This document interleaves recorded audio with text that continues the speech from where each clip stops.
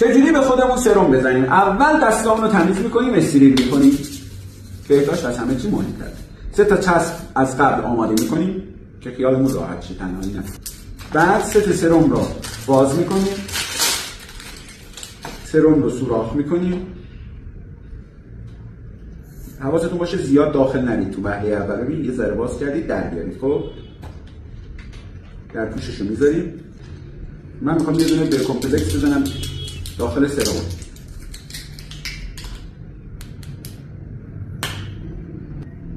از اونجایی که سوراخ کردی کامل سرم رو وارد میکنید، کاملا برش میگردونید. یه دونه ضربه از اینجا که تا نصف پرشه. بعد آویزون میکنید، میبندید. این آماده است.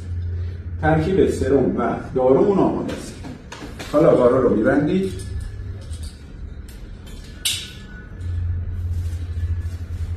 یه رگ خوب پیدا میکنید.